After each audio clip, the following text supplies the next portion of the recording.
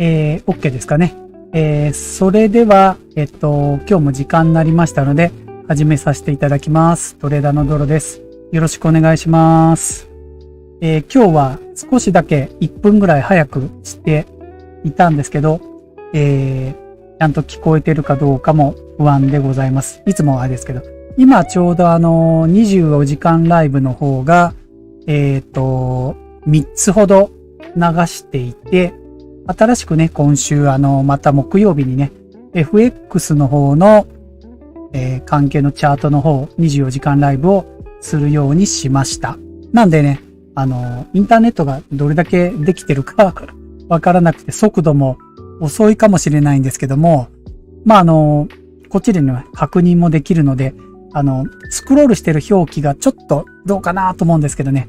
1時間ね、ちょっとお聞き苦しいとこもあるかもしれませんが、週末ね、今日いろいろお話をしていけたらなと思っております。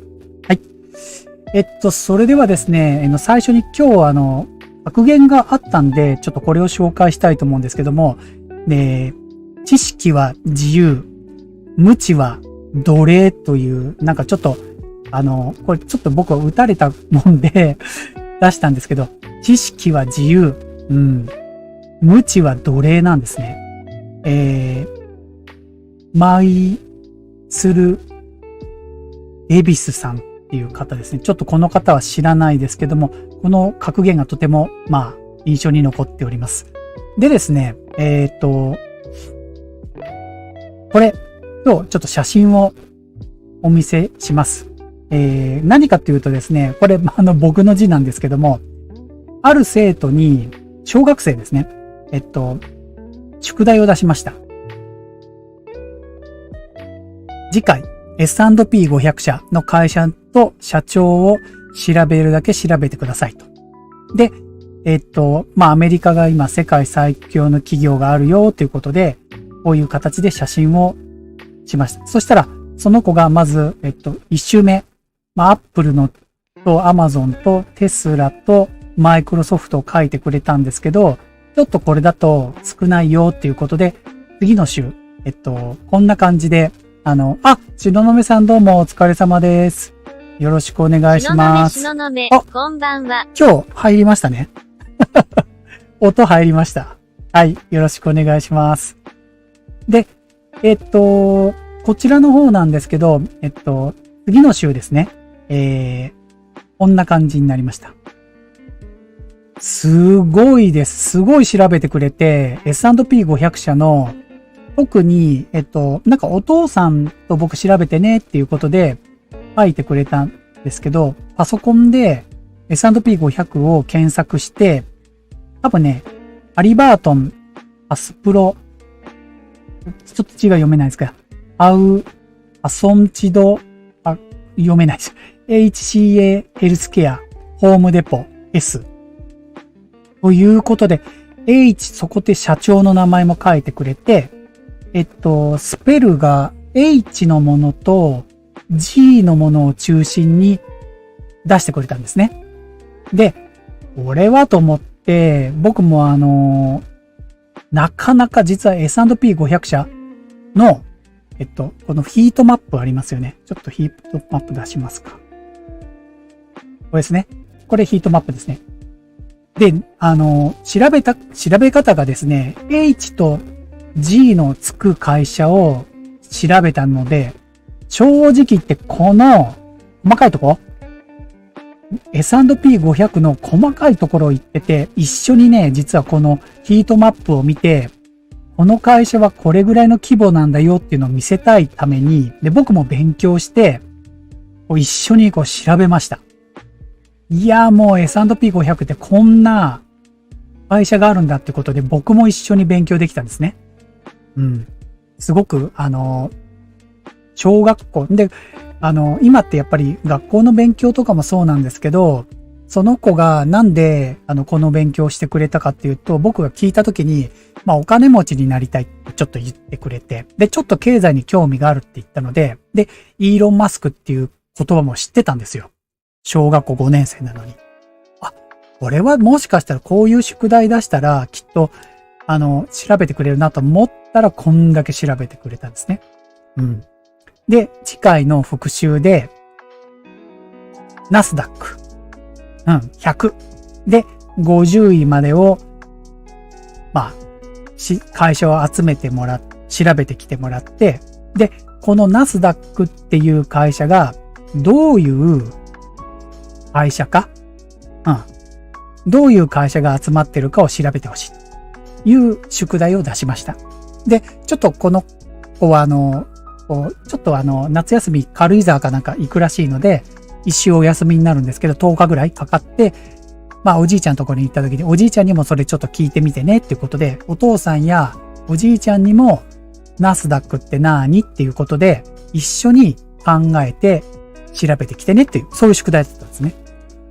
すごい僕なんか嬉しくって、こういう勉強をやってくれるってことは、本当にありがたいなと。で、この子はきっと、こういったことを楽しく学ぶことによって、まあ、経済のことも、こう、なんとなく学んでくれたりとか、すると嬉しいなと思って、中学受験もするかもしれないんですけど、いろんなことをね、興味を持って、こうやってくれるっていうことがとても嬉しかったので、今日ちょっと報告しました。本当わかんないですよ。ゼネラルモーターズとかはいいんですけど、本当僕知らなかったですね。はい。なんかでも、こう知ってる中でゴールドマンサックスグループとか入ってると嬉しかったですね。いや、これはね、とかって得意に話しましたけど、知らないやつはちょっと待ってねってずっとこう、一緒に調べました。はい。でですね、今日は最初に、こちらの、ちょっとね、こう知識の学びの部分で、また、今日この、知ってますかね？お金の学び場チャンネルっていうとこがあって、これ今日なんで紹介するかっていうと、このチャンネルを運営している人がそこ、ひふみ投資のマネージャーの藤野さん。今日日本株をちょっとお話をしたかったもんですから、最初にこの藤野さん、僕藤野さん自体全然嫌いじゃなくて、ひふみ投資もすごく頑張ってるな。まあ最近ちょっとパフォーマンスは悪いですけど、でも今日日本株を紹介するにあたって、まあどうしてもこのファンドマネージャーというかね、藤野さんを紹介する。で、この中で成田悠介っていう、最近よく出てこられる方なんですけど、この方が対談していて、今日3時間前かな、まだ新しいニュース番組ですけど。で、このことについてちょっとだけね、途中ですけど、成田悠介が考える投資とはっていう話をしているので、お金の話だけではないですけど、いろんな投資ってあると思うので、これちょっとね、紹介できればなと思っています。もしかしたら著作権、今日ね、申請出したんですけど、すぐに OK 出てるかわかんなかったので、著作権で触れちゃうかもしれないんですけど、ちょっとインターネットがくるくる回ってる。大丈夫かな？もしかしたらちょっとインターネットが調子悪いかもしれないです。ごめんなさい。なんかちょっと引っかかる。Wi-Fi 大丈夫かな？しののめ、こんばんは。また、しののめこんばんはって言ってるな。すいません。一回ちょっと、流しますね。もしかしたら著作権で引っかかっちゃうかもしれないですけども。まあ、収益化してなくてもいいので。はい。よろしくお願いします。成田さんは何に投資するのが効果的だと思いますか？僕らの今この番組はお金と投資の番組なんですよね。はいはい、で投資って、まあ、インベストメントって、はい、別になんだろうな、株に投資することだけをインベストメントっていうわけじゃないじゃないですか。投資っていうのは時間も投資するし、教育も投資だし、エネルギーを誰かに投入することもひょっとしたら投資かもしれないって面で見ると、成田さんが今一番投資をしていることってどういうことですか？一番は、自分の心と体への投資みたいなのがまず一番圧倒的にリターンが高いんじゃないかっていう気がしますね。心と体、それは自己投資っていう意味ですかね。自己投資というのと、要は自分の嫌なことをやって消耗しないとか、まあ、あとは単純になんか食事とか睡眠とか、すごくそのベーシックな健康に関わることと精神衛生に関わるようなことだ、ここでなんかお金のために無理しなくていいようにするっていうのは、まあ、すごく大きいですよね。で別にデータとかエビデンスがあるわけじゃないんですが、その自分自身の肉体と精神への投資っていうのはもう全然他の金融商品への投資とかとは比較にならないようなリターンを持ってるんじゃないかっていう感じがまずありますよね。なので多分なんかほとんどの、まあ、この番組でこんなこと言っていいのか分かんないですが、ほとんどの人にとってはいわゆるその金融商品への投資なんていうものを考える前に自分の生活への投資っていうのが圧倒的に重要なんじゃないかなっていう気はします。大丈夫です。もうこれをいつも主張してますから大丈夫です。今恐る言ってくれましたけど、ありがとうございます。金融商品が大事だと全然言ってるわけじゃないんで。そうですよね。なのでまあ広く考えると、その投資っていう概念ってものすごく広いですよね。その時に多分言われるんじゃないかなと思うのは、嫌なことをしないっていうことは強者の論理だっていう人がよく SNS とかでもあるんですけど、それに対して成田さんどういうふうにコミュニケーションしてますか？嫌なことをしないということを普通の人ができるのか。まず、まあ、ホリエモンとかひろゆきさんみたいな典型的な強者っぽいコメントをしてみるとそういうことを言って我慢してるから弱者のままなんだっていう彼らは言いそうですよね。言ってるわけですよ。でそれも一時も二時もあるけども、でもなんだろうな、共感が得られにくい言葉なんですよね。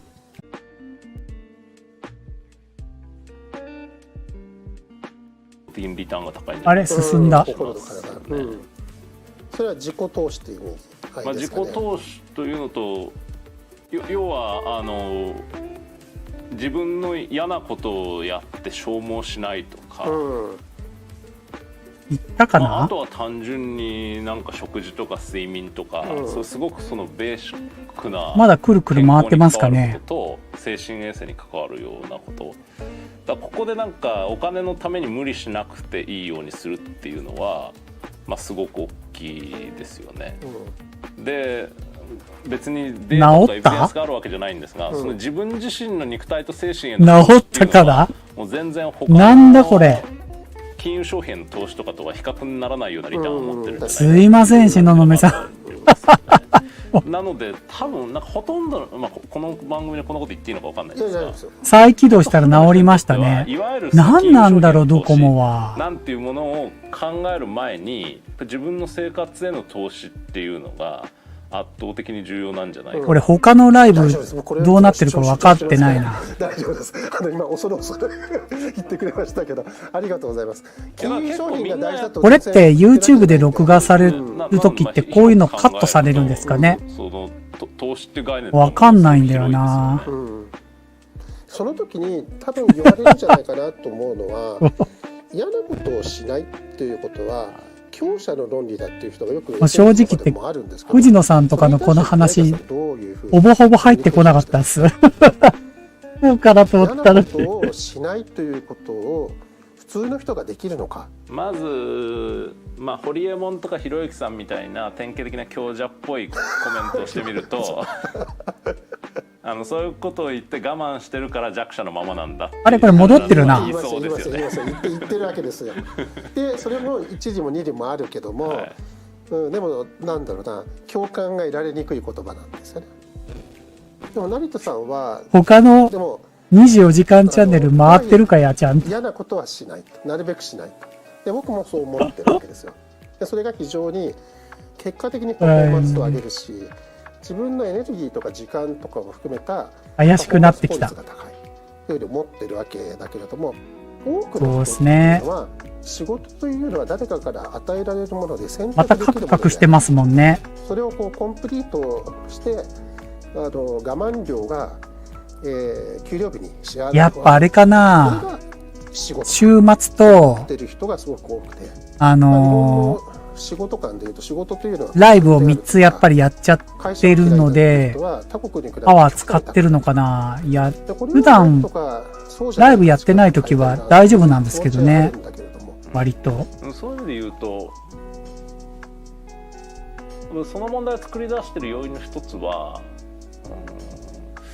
この社会で私たちがその仕事を選ぶ、職場を選ぶときにあ、本当だ。ちょっと赤いランプが出てるな。注視する項目を何か間違えてる可能性が高いんじゃないかと思うんですよ。つまりその会社が例えばどれが有名かとか、人に説明して恥ずかしくないかとか、でそれから給料はどれぐらいか、で正社員かどうか、みたいなこういう基準をまず最初に持ってきちゃうじゃないですか。で今言ったことに関しては当たり前だろうって声が聞こえてきそうな感じですね。なのでその思い込みをどう取り外せるかっていうことが大事なんじゃないかなと思って、全然関係ないです。この成田悠介さんはメガネが丸と四角なんですね。自分の生活の主導権を持てるかどうか、わざとああいうメガネにしてるんだ。変えなくちゃいけないと思った時に自分の他のライブもカクカクしてます。やばいね。主導権に関する価値観みたいなものをもっと前面に出していくっていうことが大事なんじゃないかっていう気がするんですよね。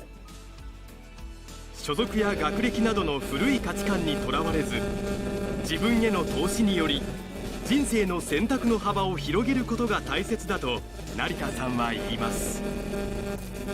はい。ということで、お話をしてもらったんですけど、すいません。トラブルが多すぎちゃって、Wi-Fi やドコモの 5G がダメになると、一気に何もかもダメになってしまうという、全然ライブのこの話が入ってきませんでした。多分、成田さんで言う投資っていうのは自分の中の健康や、そういったものを投資という考え方を持って、嫌なことをしないようにっていうことを言ってたと思うんですけど、途中からもう、なぜそうなのかっていうのが入ってこなかったです。なんだもう。はい。じゃあちょっと一つずつ消さないとダメなのかな。ここのメモリーもあるんですかね。ちょっとこれも消していくか。はい。それではですね、ちょっともうグダグダなライブになってしまったんですけども、他の24時間ライブ3つはカクカクしてても多分これが終われば、あと時間が深夜になってくれば、またスムーズになってくるとは思うんですけどね。あ、そう、メガネね。はい。あ、さっきまで東雲さんのやつが鳴ってたのに、あれですね、また鳴らなくなった。あ、バッファーって出てる。エラーが発生しました。もう一度お試しください。何これ？どういうことだろう？おっと、待ってくださいね。これなんか変なの出てる。もう一度お試しくださいになってる。ちょっといいですか？今やっているはずなのに、要改善。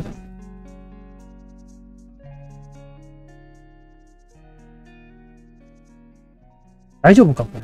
要改善になってるぞ。これでいいのか？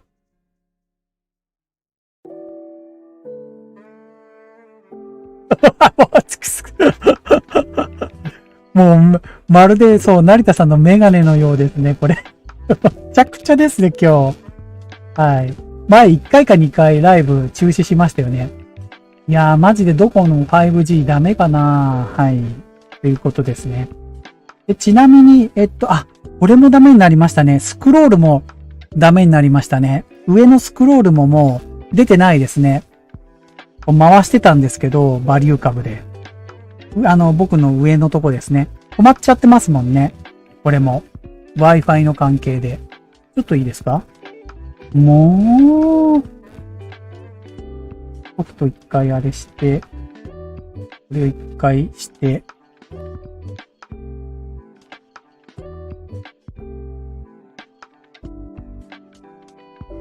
久々、土曜日のライブダメかな？ミラーリング。OK。出るかな？出た。OK。できました。ロールも OK。OK。出たかなこれで。回りましたかね。はい。あ、上できたな。はい。で、はい。OK ですね。はい。すいません。カクカクしてた。はい。今日バリュー株について上でね、流してました。はい。それではですね、もう後半挽回できるかわかんないですけど、一応、今日の、今週の株価のパフォーマンスを簡単に解説してから、今日の本題にね、入っていきたいと思います。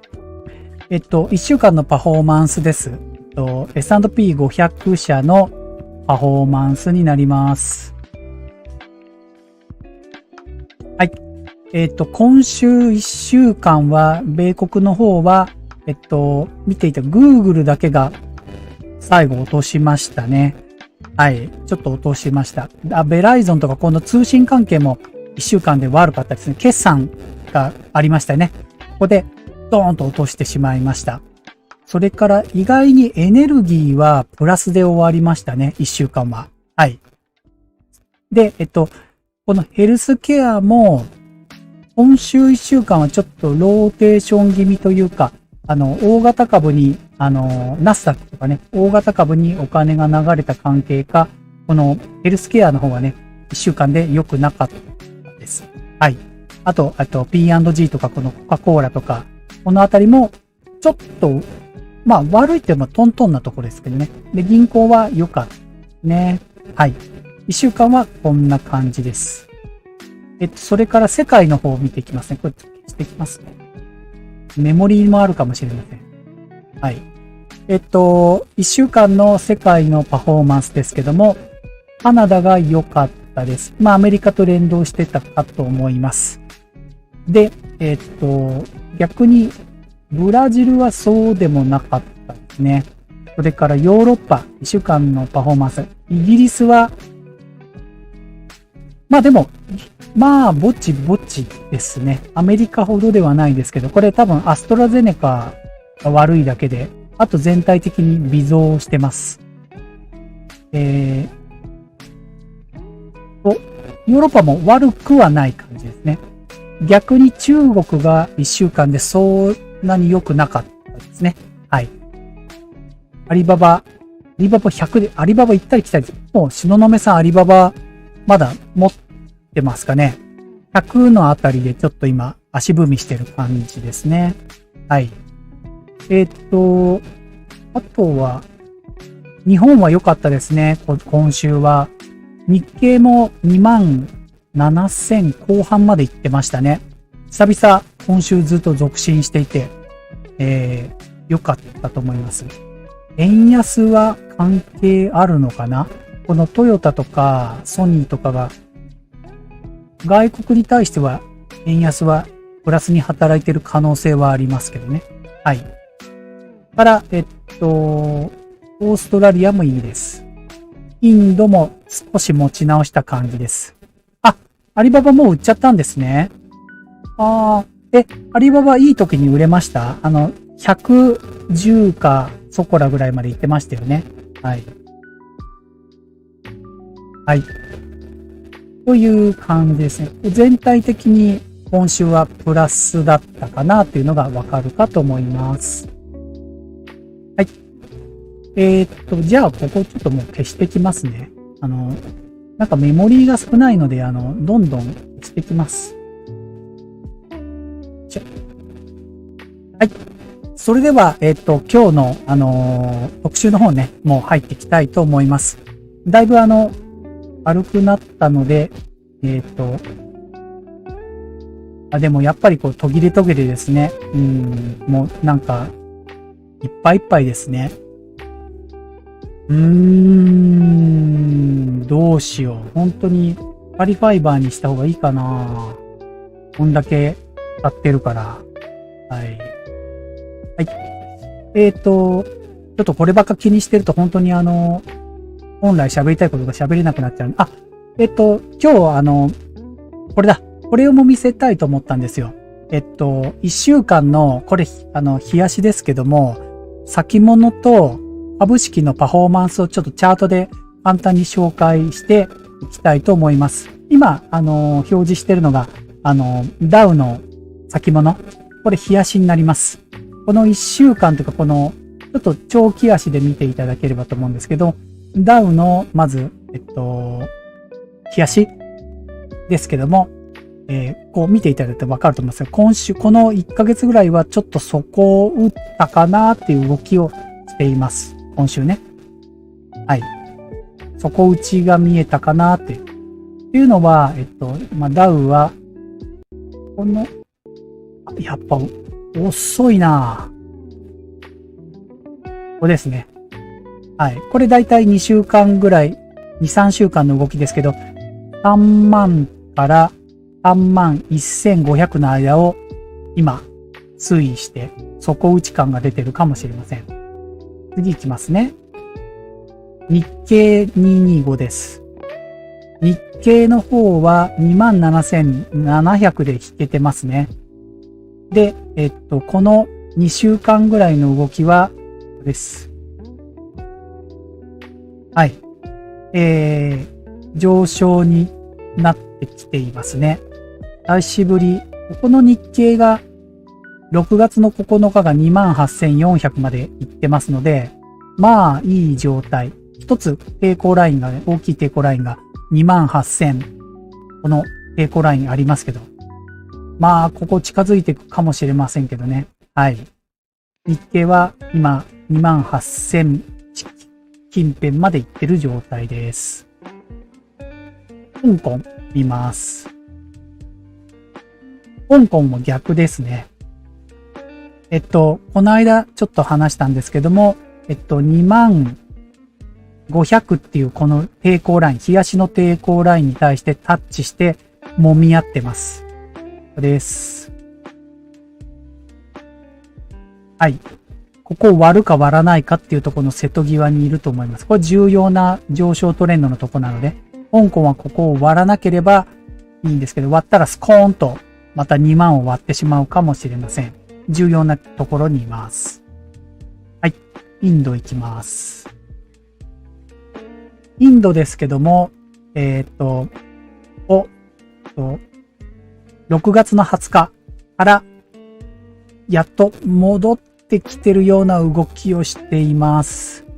で、ちょうど今この赤い線、16,800 というラインが、抵抗ラインになっているので、これを上抜ければ、本当の上昇トレンドになってきます。今、この日足の大きい抵抗ラインを近づいてきてます。はい。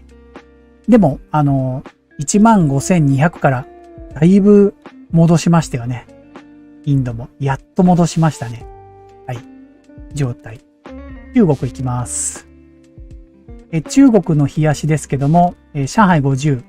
こちらの方が、香港よりは、まだ下げ止まっている状態ですけど、ロックダウンも影響して今週は、下落トレンドになっています。ただ、中国の場合はまだ抵抗ラインが 12,900 っていうところが、抵抗ライン、ありますので、まだ、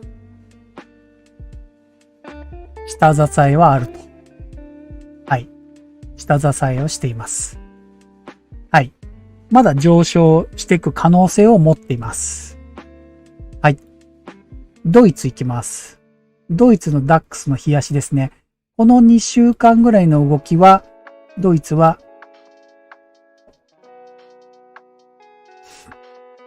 はい。どうでしょうかね。揉み合ってます。はい。3月のこのウクライナの関係のところで、ちょうど 12,600 のところ、だいぶ低いですけどね。はい。ドイツももしかすると底打ちのような動きをしています。はい。ちょっとユーロを見てみますね。近いので。ユーロも、同じ3300。まだ、ここ赤いラインが3857なので、大きい、日足の抵抗ラインがありますので、ここまでは登ってくるかな。で、下が3400。このあたりはルクライナの関係と同じぐらい、底打ち感は出てるような動きですね。ドイツと一緒です。底打ったかもしれないです。はい。3800までは登ってくる可能性あります。はい。で、あとちょっとだけやりますね。ゴールドいきます。ゴールドの日足です。ゴールドはもう見ての通り、下落トレンドにコモディティ全体は入ってきています。はい。一時期1600台に行きましたけど、今1726ということで、ゴールドは今下げております。下落トレンド中です。この1600台っていうのは、もうゴールドは今の地点で言うと、そうですね。これもしかすると1675までは見ていいですけど、これより下はかなりいかないとないですね。だいぶ安い位置に来てますね、ゴールドも。はい。なので1700、そうですね、1700、違うわ、1670ぐらいまでいったら、底打ち感が出るかもしれません。これもうちょっと値動き見れば、底打ち上昇する可能性は出てきます。ただ要因がないですね、今、ゴールドは。はい。同様に、シルバーを見てみます。ごめんなさい。これシルバーじゃねえ、こっちだ。はい。シルバーなんですけども、シルバーは、いやー、まだ底打ち感は出て、ちょっと今週だいぶ停滞しましたけどね。だいぶ低い位置ですけどね、これ。はい。底打ちは出てるけど、どうかな。もう今、とにかくコモディティ嫌われてるので、すごい。はい。どんどん下がりまくってます。でも、ね。またやっちゃった。見ていただくとわかりますけど、この1週間でだいぶ揉み合ってきてます。はい。あと、あれ行きましょう。原油行きましょう。原油の日足、だいぶ暴れていますけど、100近辺で今推移してます。これですね。100近辺で今週は推移してます。一遍ちょっと7月12日でズドーンと下がったんですけど、揉み合ってる感じ。もうそうですね、原油のこの日足の123っていうところは、もういかないかな。だいぶ高いですよね、この抵抗ラインは。123って。はい。こういう動きになってます。だいぶ。で、下も90割ったら、90割ったらもう完全下落ですね。はい。今ちょっと揉み合ってますけど、90割るか、100、109を上回るか、190を割るか。そんな感じですね。はい。最後、もうちょっと、コーン行きましょう。コーン行きます。コーンですけども、こちら。下落トレンドなんですけども、もう日足の下落トレンド続いてるんですが、ちょっと揉み合ってきました。はい。一回休憩を挟むかもしれませんね、これ。今ちょうど抵抗ライン560というところがだいぶ厚い抵抗ラインがあります。フィボナッチもかなりここ出てますね、日足の。はい。ということで560で一回揉み合うかなと思います。ちょっと動きがやっぱ悪いな。そうですね。日足の抵抗ラインがここだわ。498か。ここが抵抗ラインですね。まあ、ここまで抜けるかわかんないですけど、今のところでも十分、抵抗してるラインですので、はい。はい。揉み合ってくると思います。ちょっと。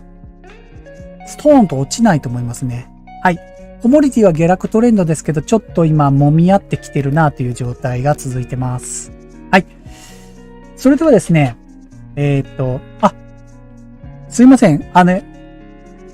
音声にノイズが入ってる？見えなかったっす。ごめんなさい。懐かしい。今は大丈夫ですかね？もうすいません。なんかもう、本当になんかね、ダメですね。はい。それでは、あと20分で、バリュー株のことについてね、お話ししていきたいと思います。実際チャートもね、見ていきたいと思います。なぜこのバリュー株を、日本株を今日お話しするかっていうと、やはり長期にわたって、もう米国株の方が今年に入ってから、結構パフォーマンスが厳しくなってきた。で、投資を、ありがとうございます。多分ね、僕ちょっと、メモリーが小さかったのかわかんないですけど、窓を入れすぎたかもしれない。あと、時間が少し遅くなってきて、調子が出てきたかもしれないですね。はい。すいません。ちょっと本当にほっとしました。うん。それで、この日本株は、今まではそんなに扱ってきてなかったんですけど、で、ここ最近24時間ライブでもペイペイ証券の、50銘柄ほどなんですけど、チャートをまた再開して見るようになって、で、割とそのチャート見てるときに、なんか、調子が上がってきてる株もあるなっていうことをちょっと気づいて。で、この間本要約チャンネルでもちょっとあったんですけど、森永さんの、バリュー株のことについてっていうのは、今、ちょっとずつ、もしかすると、皆さんも日本株についてもう一回見直したりとかしてるかもしれないと思って、今日、この、格安の株についてね、調べ方とか一緒にちょっと勉強していきたいなと思って出しました。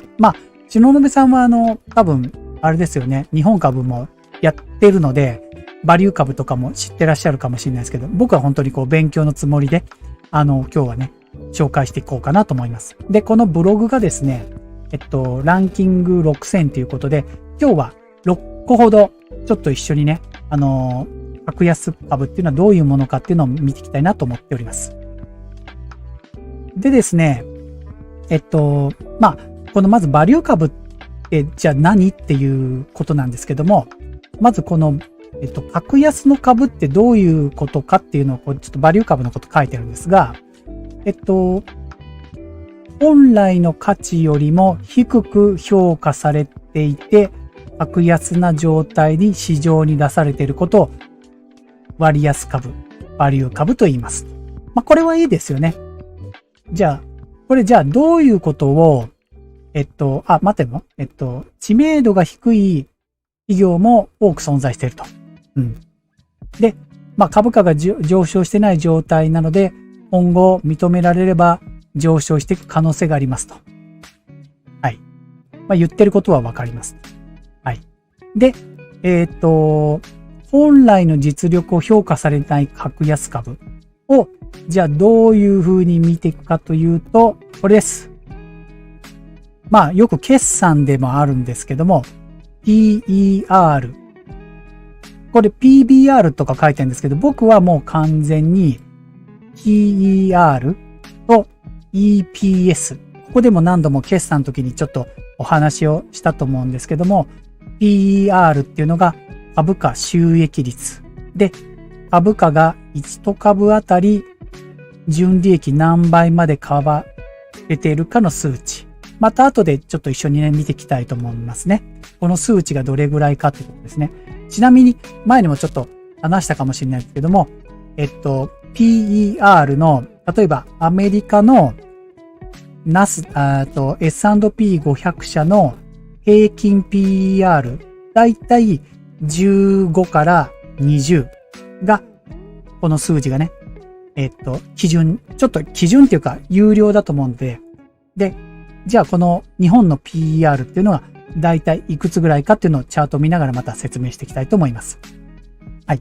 あとは、EPS、一株あたりの、利益、とかね、割高か割安かっていうのを見ていきたいなと思います。はい。それでですね、おすすめのバリュー株6000ということで、今日、まず一つ目、この、出てきました。ユニバーサルエンゲー社というのが出てきました。ティッカーコードが日本の場合6061です。で、ちょっとせっかくなので、チャートを出していきたいと思います。6061ですね。ここにちょっと検索で入れてきます。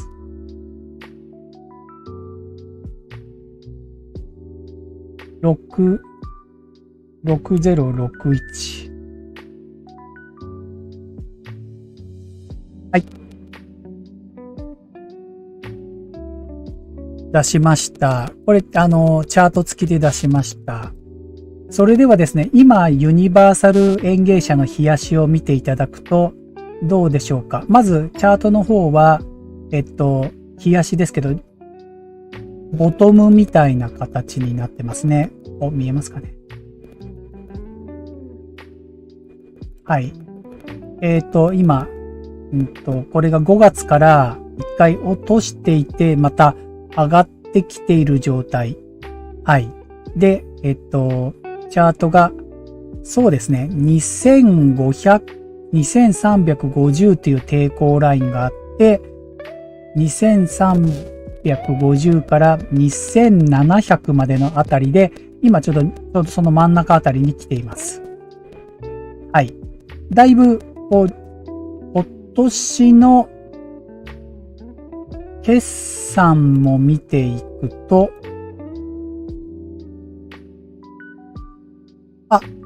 ありましたね。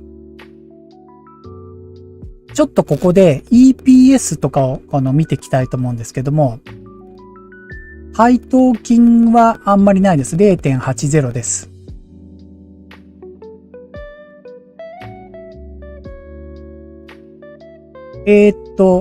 PER が 11.02 ですね。まだまだ11なので、さっき言ったように S&P500 の、15から20に比べれば安い。ただですね、EPS は、一株あたりの純利益が 227.61 なので、かなり、この株は、あれですね、お得に、お得になってるというか、すごく株で儲けられてる人がおるんじゃないかな。はい。でもまだ PR が 11.2 なので、はい。割安です。しかも、決算見ると、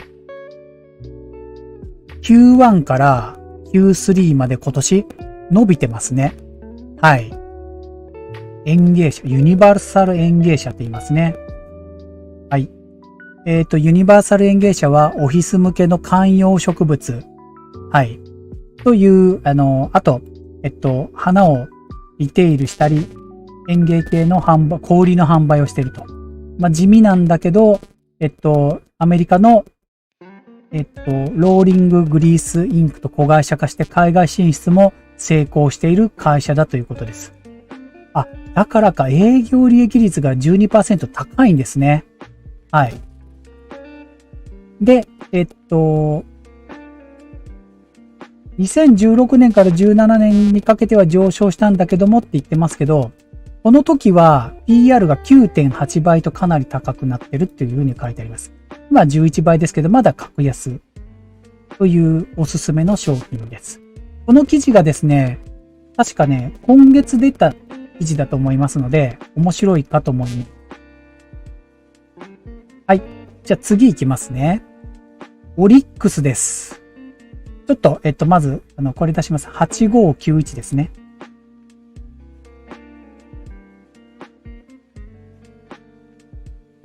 8591。オリックス。実はオリックスもペイペイ証券で CFD 入ってなかったかな？入ってたかな？これもたまたま見てます。まずじゃあチャートの方を見てみます。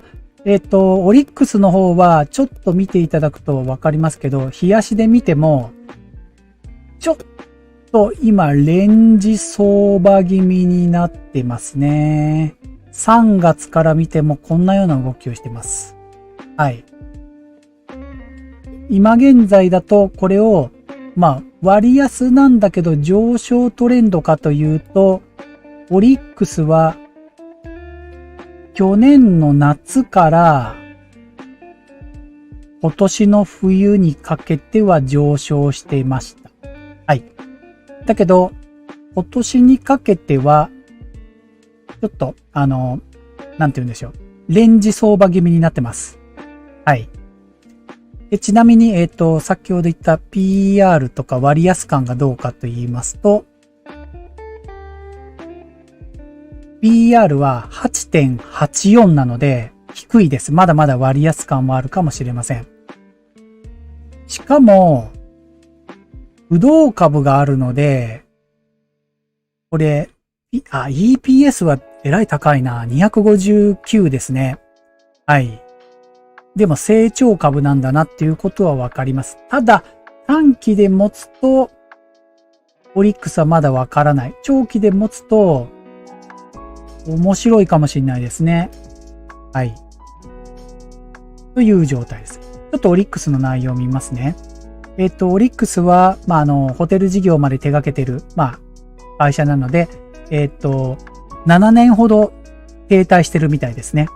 ただ、オリックスの場合は、配当金が 3.82 ということなので、日本の株で特有なんですけど、高配当で値動きが安定しているという意味で、いいんではないかっていう、この、どちらかというと、インカムゲインの会社として考えても面白いと。株主優待で購入する人も多いらしいですね。はい。だからオリックスは安定して持ってても面白いかなっていう意味で、割安で高配当という意味です。はい。次行きます。有名ですね。武田薬品工業ですね。はい。4502です。武田はもう ADR ってかアメリカの方でも武田薬品上場してるのでね、有名だと思います。CFD でレバレッジ5倍でもできます。僕も見てます。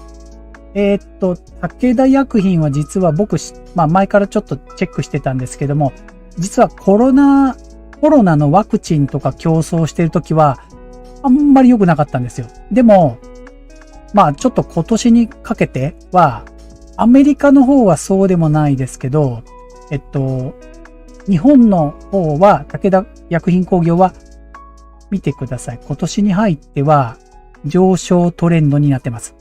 なんか久々こんなチャート見ましたよね。日足で。はい。武田薬品は面白いと思います。PR とか確認します。PR ちょっと今割高かもしれない。27.73 ですね。ちょっとやっぱそうですね。このあたり、だいぶ割高感は出てるかもしれないですね、今は。はい。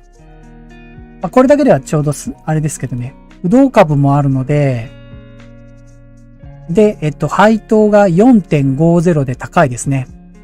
はい。武田薬品は面白いと思います。武田薬品は、世界でも薬品販売でも9位ということで、アメリカでもジム・クレーマーさんも武田薬品たまに紹介しているぐらい、結構日本でも世界を誇る有名なところですね。はい。お花さんどうもお疲れ様です。本当ですか？オリックス持ってたんですね。優待は24年で廃止。お花さんに日本株持ってるんですね。へー。武田も長期で、そうなんですね。ちょっと嬉しかったです。はい。そうですね。武田は確かあと2017年に、アメリカで ADR で上場しましたね。はい。面白いと思います。はい。これからもね、武田薬品は、なんていうのかな。安定していると思うし、まあ、日本株多分、投資してる方っていうのは、配当が高くて、で、割とその値動きがゆったりしているものとかが、グロース的な要素を持ってるか。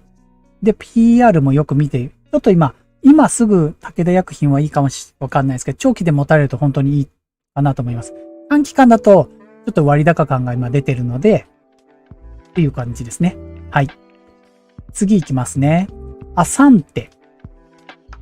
まず、ピッカーコード6073。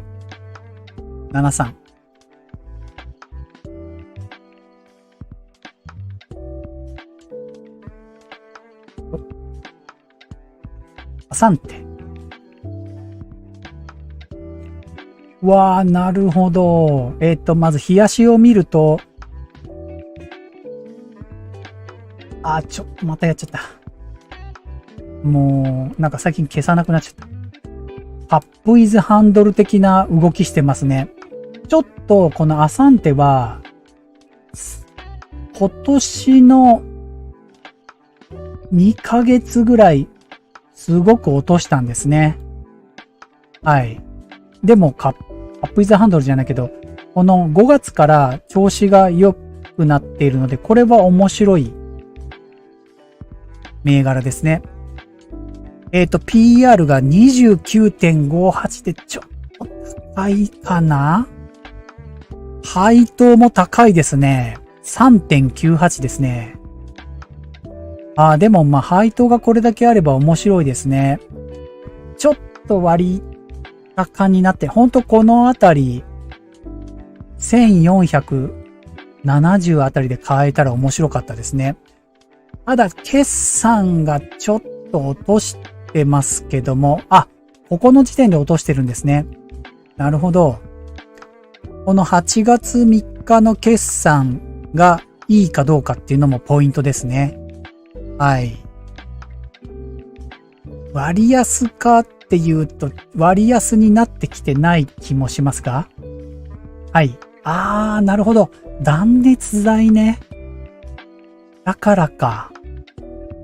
これちょっと中国の、会社でも、この断熱材の会社とか住宅の会社、落としてたんですよ。どこだったっけ？イントロ、名前ポッと出てこなくなっちゃった。はい。すいません。イントロダクス、忘れちゃった。はい。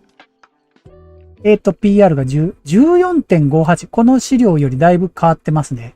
22でしたもんね、今。この14だったらいいですけどね、PR。はい。シロアリ駆除だって。なるほど。ちょっと、そうですね。コロナショックで暴落したんですね、やっぱり。格安と言われてる。今上がってきちゃってますね。はい。関西方面でエリア見通しがあるということですね。はい。はい。あと一つ、これで最後いきますね。エイジス4659。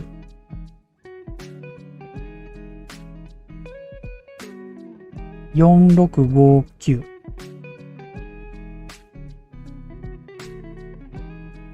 まずチャートから見て、あと業績を見ますね。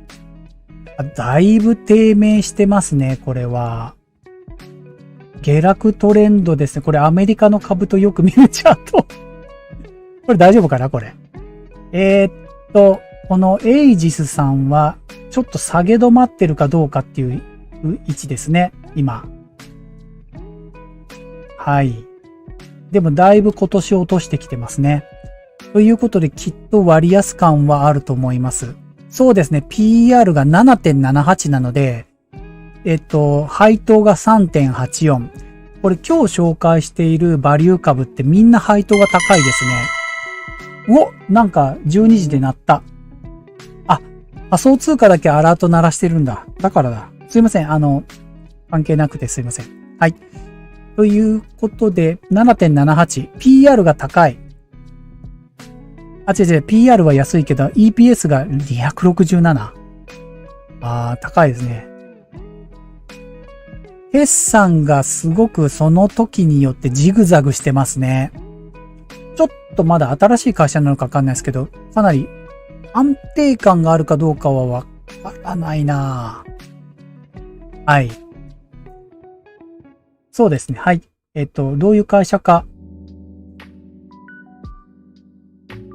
棚卸代行サービス？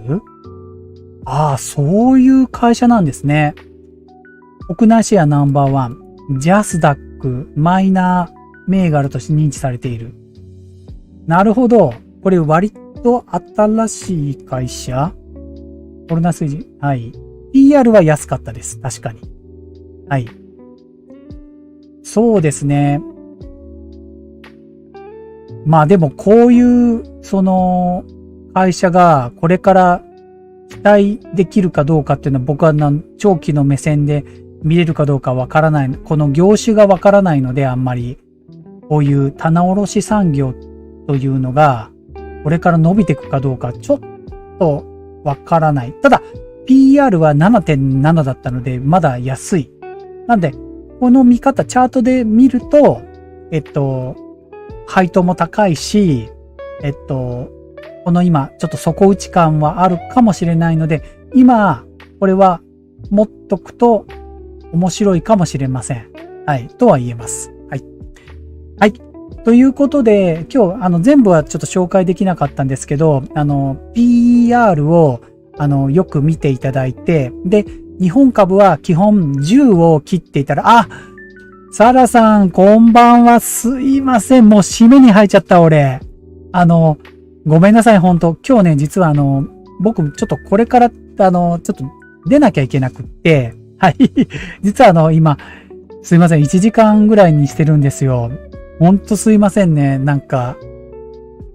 サラさんともっとお話ししたかったんですけど、僕ちょっとね、ここでちょっと席離れなきゃいけなくって、土曜日とかも申し訳ない、本当に。で、しかも今日はすごいトラブルが続きまくってて、ちのめさんが相手してくれたんですけど、ほぼ前半はぶっ潰れてます。このライブ。すいません。